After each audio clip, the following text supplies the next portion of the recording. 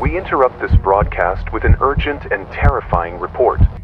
Listen closely, because what you are about to hear could save your life, or at least keep you from making a fatal mistake. This is a warning for all of you, especially those who live with dogs and trust their instincts without question. This is not an urban legend, not a ghost story. Authorities have confirmed a growing number of similar cases, and the pattern is undeniable. It always begins the same way, with a dog refusing to sleep in its usual place, instead crawling beneath the bed, trembling, and staring into the shadows. No one can explain why. Some say it's nothing.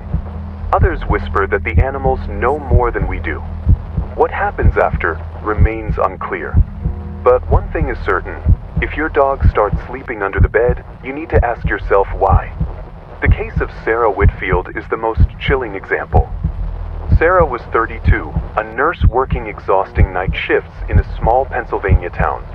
Her life had become a blur of fluorescent lights, stress, and silence. The only thing keeping her grounded was her golden retriever, Milo. He was loyal, gentle, and always waiting for her at the door.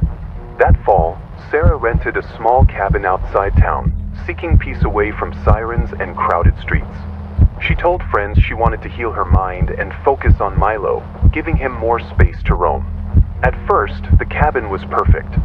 Morning coffee on the porch, Milo chasing squirrels in the crisp air, evenings spent reading by the fireplace. But within a week, she noticed something odd. Milo, who had always curled up on the rug at the foot of her bed, refused to stay there. Every night he whined, scratched, and squeezed his body under the bed frame. She thought it was just nerves, maybe the unfamiliar setting. Still, she couldn't shake the unease. She'd kneel, peer beneath the bed, and see Milo's wide eyes fixed on the far corner of the room, at nothing. Sarah laughed it off with friends over the phone. "He's just being weird. Dogs are like that." She said it with a smile. But deep down, she wondered why his paws shook every time the lights went out. Nights grew heavier. Sarah woke at 3:12 a.m. to Milo's growling, his body stiff beneath the bed. The sound was low, guttural, unlike anything she'd heard from him. She whispered, "Milo, it's okay," but he wouldn't come out. His gaze never shifted, always at that corner. Then came the noises. At first faint, a dragging sound, like fabric pulled slowly across the floorboards. Then sharper, creaks under the cabin, as though weight moved directly beneath her room. She called the landlord, who shrugged. Old wood. Vermin maybe. But Sarah knew vermin didn't knock 3 times against the underside of her bed frame. She tried sleeping with the lamp on. The scratching grew louder. One night, she said she heard breathing. Not Milo's panting, but a slower inhale, exhale, inches from where her head rested on the pillow. The paranoia consumed her. At work, she stared at patients but barely listened. At home, she checked closets, locked windows, double-latched the door.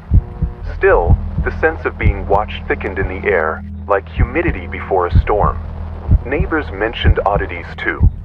A woman down the road said her dog had gone missing after weeks of hiding under furniture. Another man muttered about shadows stretching too long across the ground at night. Sarah laughed nervously, pretending not to believe them.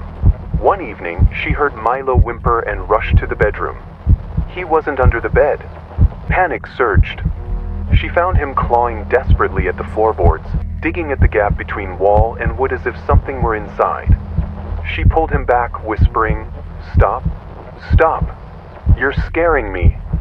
The next morning, she noticed thin cracks splintering along the floor near where Milo had scratched. When she touched them, the wood felt damp, almost pulsing. On the 12th night, Sarah finally looked. Not just under the bed, but through the cracks Milo had dug open. She pried a loose board back and froze. There was a void beneath her cabin floor. Not soil, not foundation, just an open blackness, too deep to see. And within it, movement. Pale shapes shifting, dozens of them, as though pressed against an invisible barrier. Fingers, impossibly long, brushing the underside of the wood. Her stomach lurched. She slammed the board back, heart hammering, Milo barking uncontrollably. Suddenly, the pieces connected. The neighbors, the disappearances, the scratches. The dogs weren't hiding, they were warning. Trying to stay close to the one place those things couldn't yet reach. But now the barrier was thinning, and Sarah had torn it open with her own hands. That night, she bolted the doors, stacked furniture against the windows, and sat clutching a kitchen knife. Milo refused to leave her side, his body pressed hard against her leg. The first thud came at 2:58 a.m. The bed rattled violently, wood splintering. Milo barked so furiously it barely sounded like him. Then, the floorboards cracked wide open. Hands erupted from the darkness, clawing upward. They weren't human. The fingers bent backwards, too many joints, nails blackened and broken. They grabbed at the sheets, the bed frame, searching. Sarah screamed, stabbing at them, the knife slicing through air but never slowing their rise. She pulled Milo and sprinted down the hall, but the walls shook as if the whole cabin was breathing. From every room came the same dragging sound. Closer, closer. She reached the front door, locked. The key refused to turn. Something was pressing against the door from outside, forcing it shut. She threw her shoulder against it until the wood cracked, then slipped through the gap into the freezing night. Branches whipped her face as she ran through the forest. Behind her, the cabin groaned, collapsing inward with an unearthly howl. Milo kept pace, his fur bristling, his eyes wide with terror. But the woods weren't safe. Shadows moved unnaturally between the trees, stretching and retracting, circling her. She heard whispers, her name repeated in voices she almost recognized. Her dead mother, her old friends, all wrong, all overlapping. She stumbled onto the gravel road, headlights suddenly flashing in the distance. A truck. She waved desperately, screaming, "Help!" The driver slowed, eyes wide with confusion. Behind her, branches cracked loudly. The driver yelled, "Get in! Now!" Sarah hurled Milo into the cab and scrambled in after him. As the truck roared down the road, she glanced back. The cabin was gone. Not collapsed, but gone. Only a pit remained, swallowing moonlight into endless black. Police later searched the site. They found nothing but a perfect circle of scorched earth where the cabin had stood. No debris, no foundation. Just emptiness. Sarah was treated for shock, released after a week. Her only request, she never wanted to sleep in a room with a bed again.